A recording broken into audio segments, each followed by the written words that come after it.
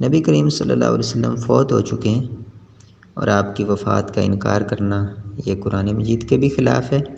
نبی کریم صلی اللہ علیہ وسلم کی احادیث، آپ کی تعلیم کے بھی خلاف ہے، اور صحابہ اکرام رضوان اللہ علیہ اجمعین کے عقیدے کے بھی خلاف ہے۔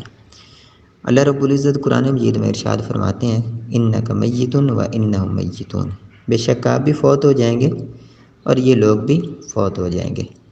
امام ابن کثیر رحمہ اللہ اس آیت کی تفسیر میں فرماتے ہیں ھذہ الآیۃ من الآیات التی استشہد بها الصدیق عند موت الرسول صلی اللہ علیہ وسلم حتی تحقق الناس موتہ،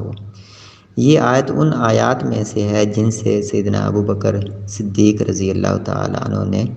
نبی کریم صلی اللہ علیہ وسلم کی موت کے وقت دلیل پکڑی، حتیٰ کہ تمام لوگوں نے آپ کی موت کو تسلیم کر لیا۔ اسی طرح اللہ تعالیٰ فرماتے ہیں وَمَا جَعَلْنَا لِبَشَرٍ مِّن قَبْلِكَ الْخُلْدَ أَفَإِن مِّتَّ فَهُمُ الْخَالِدُونَ، ہم نے آپ سے پہلے بھی کسی انسان کے لیے ہمیشہ کی زندگی نہیں بنائی،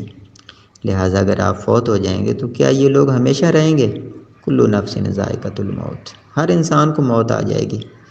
امام طبری رحمہ اللہ اس آیت کی تفسیر میں فرماتے ہیں وَلَا بُدَّ لَكَ مِنْ أَن تَمُوتَ كَمَا مَاتَ مِنْ قَبْلِكَ رُسُلُنَا، ضروری ہے کہ آپ بھی اسی طرح فوت ہو جائیں گے جس طرح آپ سے پہلے ہمارے رسول فوت ہو گئے۔ صحیح بخاری میں 1241 نمبر حدیث ہے، جب نبی کریم صلی اللہ علیہ وسلم فوت ہو گئے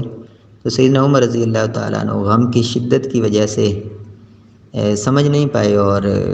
لوگوں سے کہنے لگے کہ نبی کریم صلی اللہ علیہ وسلم فوت نہیں ہوئے۔ سیدنا ابو بکر رضی اللہ تعالیٰ عنہ نے جب یہ بات سنی تو آپ کھڑے ہوئے، لوگوں میں خطبہ دیا اور فرمایا من کان منکم یعبد محمدا فإن محمدا قد مات، تم میں سے جو شخص محمد صلی اللہ علیہ وسلم کی عبادت کرتا تھا تو وہ جان لے کہ محمد صلی اللہ علیہ وسلم فوت ہو چکے ہیں۔ ومن کان یعبد اللہ فإن اللہ حی لا یموت، اور جو شخص اللہ تعالیٰ کی عبادت کرتا ہے وہ جان لے کہ اللہ تعالیٰ زندہ ہے، اس کو موت نہیں آئے گی۔ پھر آپ نے قرآن مجید کی یہ آیت تلاوت کی وما محمد الا رسول قد خلت من قبلہ الرسل افإن مات او قتل انقلبتم علی اعقابکم،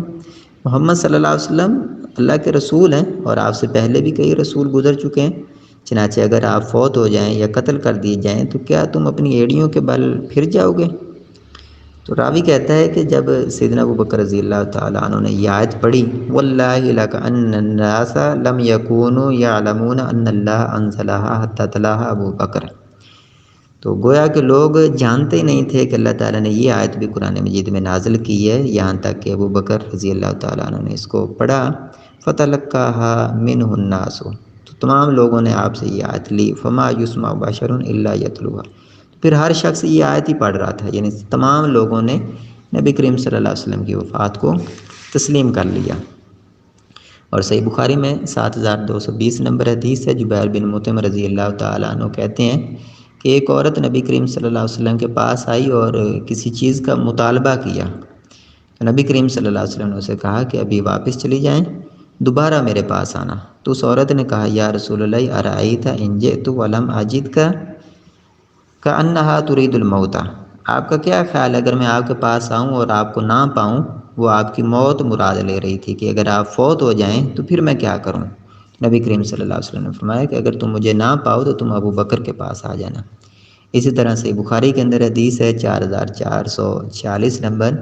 سید عائشہ رضی اللہ تعالیٰ عنہ فرماتی ہیں مات النبی صلی اللہ علیہ وسلم، نبی کریم صلی اللہ علیہ وسلم فوت ہو چکے ہیں۔ تو یہ قرآن مجید سے بھی ثابت ہے، تمام انبیاء علیہ السلام آپ سے پہلے بھی جو آئے وہ بھی فوت ہو گئے اور نبی کریم صلی اللہ علیہ وسلم بھی فوت ہو گئے، اور نبی کریم صلی اللہ علیہ وسلم کی اپنی تعلیم سے بھی یہی ثابت ہے کہ جب اس عورت نے کہا کہ اگر آپ فوت ہو جائیں تو میں کیا کروں، تو نبی کریم صلی اللہ علیہ وسلم نے یہ نہیں فرمایا کہ میں نے تو فوت ہونا ہی نہیں ہے، مجھے تو موت آنی نہیں ہے، بلکہ آپ نے کہا کہ اگر میں فوت ہو جاؤں تو تم ابو بکر کے پاس آ جانا۔ اور تمام صحابہ رضوان اللہ علیہ اجمعین کا بھی یہی عقیدہ ہے، ان کے بعد سلف صالحین کا بھی یہی عقیدہ ہے۔ تو یہ خود ساختہ عقیدہ ہے کہ نبی کریم صلی اللہ علیہ وسلم فوت نہیں ہوئے، آپ زندہ ہیں، یہ عقیدہ درست نہیں ہے۔